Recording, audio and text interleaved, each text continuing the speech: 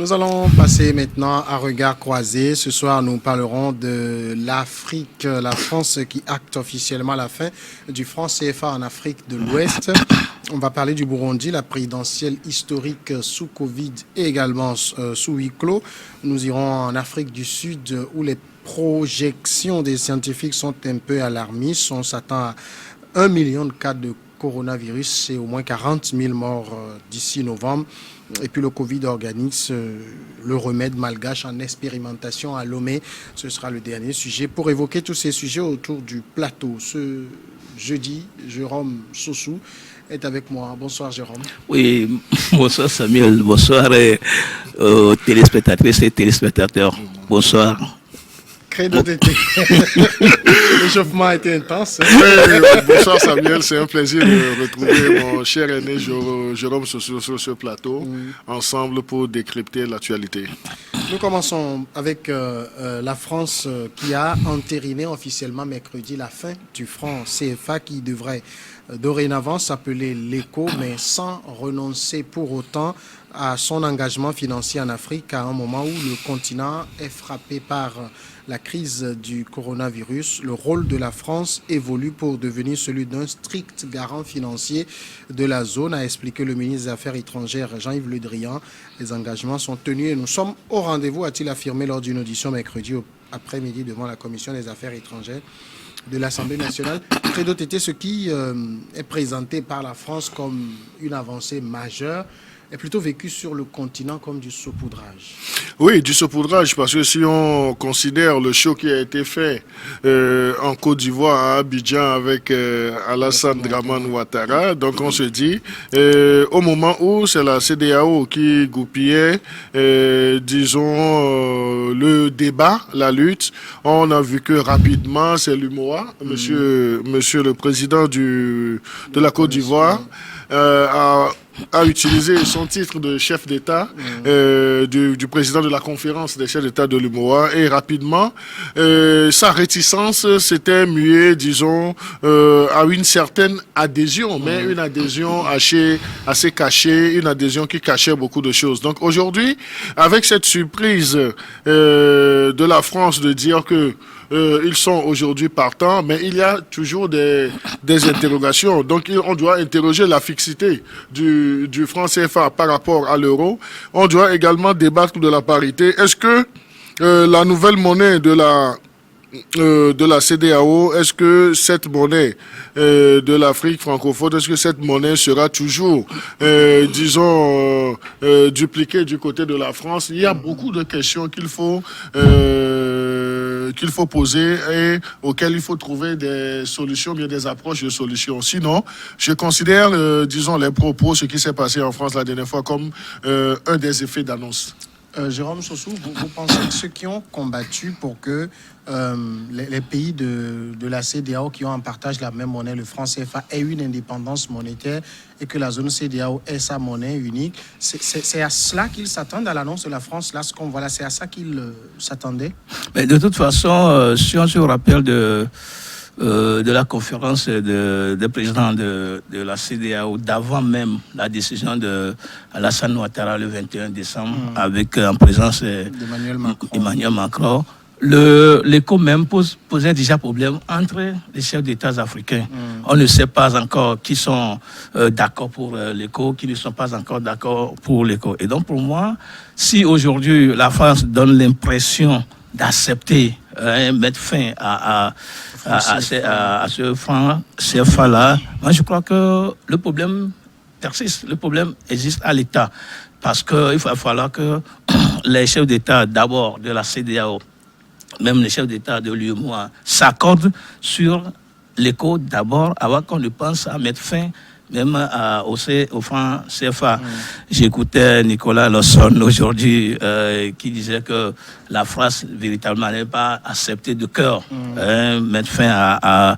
Et de toute façon, la France a été sous critique de tous les Africains et de toute l'Afrique depuis un bon bout de temps. La France, tout ce que la France fait ne plaisait plus aux Africains. Et donc, c'est sous ces critiques-là que la France était obligée de dire ce qu'elle avait dit la dernière fois. Moi, de toute façon, je me dis que l'Afrique ne devait pas encore crier victoire parce que rien n'est encore fait. Et de toute façon, l'écho n'est pas encore mis à l'utilisation. Le franc CFA continue. Et même de l'autre côté de l'Afrique, c'est-à-dire dans la zone CEMAC, le franc CFA continue d'être utilisé. Et donc, je crois, si les Africains crient, ou les Africains de la CEDEAO crient aujourd'hui victoire, je crois que c'est de l'heure.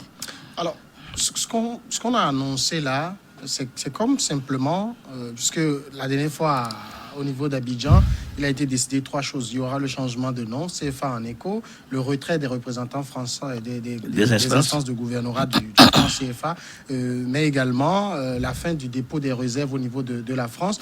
Mais quand on regarde dans le fond, Paris reste le garant de la nouvelle monnaie. C'est-à-dire, en fait, c'est comme si rien ne change. Non, c'est comme si on a seulement déplacé les pions dans un jeu de dames. Donc, alors que l'essentiel n'a pas bougé. Donc, c'est là où il faut que nos économistes soient vraiment vigilants et qu'ils posent les réels problèmes. Et c'est là où également il faut reconnaître, disons, tous les efforts de notre compatriote, le professeur Kakonou Boukouan, qui est parti jusqu'à démontrer, disons, la servitude du franc CFA par rapport à la métropole. Donc aujourd'hui, il va falloir ne pas se réjouir de ces effets d'annonce, je le disais tantôt. Il faudrait également que ceux qui sont outillés en la matière puissent poser les bonnes et utiles questions et avoir des solutions avant l'effectivité même de cette franc de l'Afrique de l'Ouest ou bien même déjà la dénomination. Il faudrait que nos États puissent s'accorder là-dessus et également il faudrait que nos économistes de renom puissent voir est-ce que la nouvelle monnaie sera toujours arrimée à l'euro. Donc c'est ce qui est décidé en tout cas. Oui. Ça garde sa parité fixe avec l'euro. Non, si ça garde sa parité fixe avec l'euro, donc c'est dire que rien n'a changé, rien n'a évolué. Donc c'est seulement au niveau de la dénomination. Donc on ne parlerait plus de franc CFA, mais on parlerait d'éco. Et là, 1 euro fera toujours 655,56. Donc ça fera ça. Donc en fait, ce pourquoi on a voulu qu'on quitte le franc CFA, donc on n'aura pas atteint cet objectif-là. Donc c'est là où je dis, certes, il y a des effets d'annonce, il y a des lignes qui ont semblé bouger. Maintenant, c'est à nos économistes, à ceux qui maîtrisent la matière, de poser les réels problèmes et de prendre langue surtout avec les politiques. Si je parle des politiques... Même les économistes ne sont pas très unanimes sur la question. Oui, ils ne sont pas très unanimes parce que il y a des chapelles économiques aussi. Au niveau des think tanks, il y a des chapelles, il y a des gens qui sont là, qui défendent, disons, l'arrimage du franc CFA à l'euro, et puis qui ne voulaient pas que les choses changent. Donc, le président ivoirien était dans cette posture. Tout à fait. Et ça, disons, le fait qu'il ait fait un volte-face virevoltant, donc ça laissait à se poser des questions. Est-ce que c'est réel? Est-ce que c'est sincère? Maintenant, s'il a fait de ces annonces-là, et aujourd'hui, on nous dit que la volonté, donc on aura seulement à changer de dénomination et que la parité sera toujours fixe avec l'euro. Donc c'est dire qu'on a rien gagné. Donc c'est là surtout où que la France reste le garant de. Oui, la France qui reste toujours le garant. Donc c'est dire que la France va toujours chercher ses intérêts. Et donc c'est là où je voudrais interroger nos économistes de renom à débattre, à réfléchir sur la question, parce que une fois qu'ils auront porté leur réflexion, cela reviendra aux politiques de porter, disons, les revendications, ou bien ce que nous exigeons vis-à-vis de l'État français. Et ça, ce sont nos gouvernants, nos autorités qui doivent avoir le courage de poser le vrai problème. Mais le vrai problème, le vrai débat doit avoir comme base, disons, les développements argumentaires de nos éminents économistes. Alors, il y a aussi un autre débat sur l'appellation même éco. C'est ce qu'on veut donner à la nouvelle monnaie de l'UEMOA. Alors que ECO, si on le prend bien, c'est le diminutif de ECOWAS, qui devait être le nom de la monnaie commune CEDEAO. Certains accusent Macron et Ouattara d'avoir fait usurpation de l'identité monétaire que la CEDEAO voulait prendre. Mais c'est ce que je disais tantôt, que en fait, les États même ne s'accordent pas encore sur d'abord l'appellation et de cette monnaie ECO. Et donc, ça va poser toujours problème. Donc, je crois que, comme le disait tantôt Credo, les chefs d'État devaient quand même se réunir, s'accorder sur la faisabilité même, la parité de la monnaie, d'abord réfléchir beaucoup avant quand même d'accepter que cette monnaie-là prenne corps sur le terrain. De toute façon, moi, je trouve la difficulté dans la faisabilité même de la chose. Si l'UEMOA, entre-temps, je ne sais pas, les 8 pays de l'UEMOA qui en réalité utilisaient déjà le CFA. Et il y a les pays, d'autres pays de la CEDEAO qui sont des pays anglophones qui vont s'ajouter maintenant. Cela veut dire qu'ils vont abandonner peut-être leur Cedi, leur Naira, etc. et s'accorder avec... bon, je ne sais pas comment ça va se gérer, mais je crois que fondamentalement, il y a un problème à gérer. Il y a un problème à résoudre dans le fond même d'abord de l'appellation et de l'équité de cette monnaie avec l'euro. Donc, le reste du problème revient maintenant aux chefs d'État, surtout avec ce que disait Credo, les politiques. Ce sont eux qui vont se réunir, qui vont réfléchir avant de s'accorder sur la réalité même de cette monnaie-là. Oui, mais est-ce que vous pensez qu'eux, ils peuvent faire ce genre de réflexion quand on a vu ce que Ouattara avait fait en décembre dernier avec la visite de Macron? Il y a eu des chefs d'État qui n'étaient pas... Oui, ben le chef de oui, bien sûr, Issoufou Mamadou n'était pas du tout d'accord avec lui. Il avait critiqué ouvertement parce que je pense que le matin au Niger, ils avaient tenu une réunion de la CEDEAO, puis le soir, Ouattara s'est retrouvé avec Macron à Abidjan pour prendre la décision, alors qu'en réalité, ça devait être discuté en amont lors de la réunion là, avant que Ouattara... C'est comme il a pris seul la décision. C'est ce qui n'a pas plu au chef d'État nigérien. Et donc, avec ça là, ça va toujours poser problème. Donc, quand ils ne se réunissent pas, quand ils ne réfléchissent pas au fond même comment appelle-t-on, de la faisabilité de cette réforme de la monnaie, ça va poser véritablement des problèmes. En fait, réforme monétaire du franc CFA, réforme profonde, c'est ce que souhaitent les populations, mais est-ce que c'est une question politique ou économique? Les deux.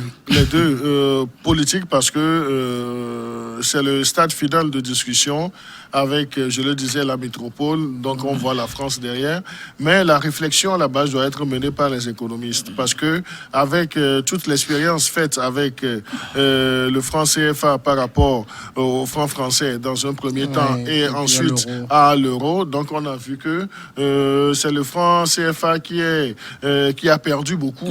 Donc ce sont les économies africaines et qui continue de perdre parce que le changement tant voulu n'est pas encore arrivé. Donc là, je le disais tantôt, lorsque la réflexion sera assez mûrie au niveau des économistes, maintenant, les économistes ne peuvent pas aller seuls au-devant de la lutte. Donc, il va falloir qu'il y ait des bases, un soubassement pour le politique aussi, parce que là, ce sont les États. Et nos États sont souverains, ce sont nos États qui doivent porter, qui doivent être des porte-voix de ces économistes, de ces réflexions-là. Donc, voilà. Mais est-ce qu'il est j'allais dire, souhaitable d'en faire une question élitiste? Pourquoi on ne ramène pas le débat au peuple par référendum, je ne sais pas moi, pour que les peuples décident? Oui, non, mais il va falloir que la réflexion soit... Nos politiques, les présidents, eux, ils vont faire des calculs. Comment je fais pour ne pas mécontenter la France? Il y a mon fauteuil qui est en jeu. Il faut que nous trouvions un juste équilibre. Mais les peuples, eux, ils peuvent dire, voici là où nous voulons aller.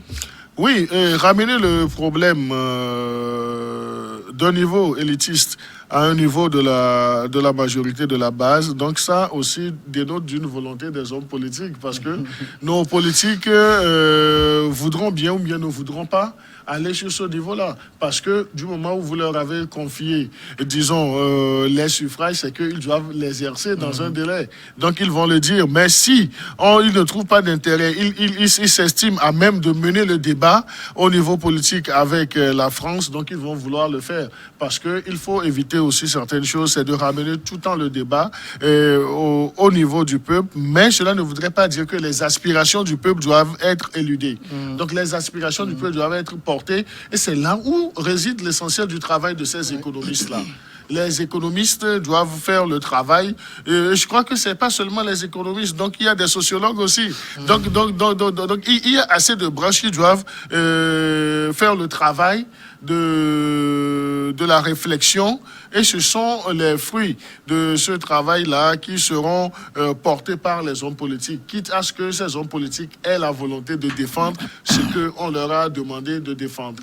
Mais dans le contexte où on se trouve, on a comme l'impression que, bon, ces données, vous êtes obligés de prendre. Hein. Eh bien, les chefs d'État prendront. Les chefs d'État africains prendront. Non, parce et que, comment Et comment Non, mais comment Non, mais ça, c'est la grande interrogation. De toute façon, à ce que moi je sache, c'est une question de l'envie au pouvoir. Vous acceptez... C'est quand même... moi, je ne comprends pas qu'on se considère comme des pays indépendants et la question monétaire, notre monnaie, doit être discutée par un autre pays. On n'est pas indépendant. Si la France reste encore le garant financier de notre monnaie, cela veut dire qu'on n'est pas toujours indépendant.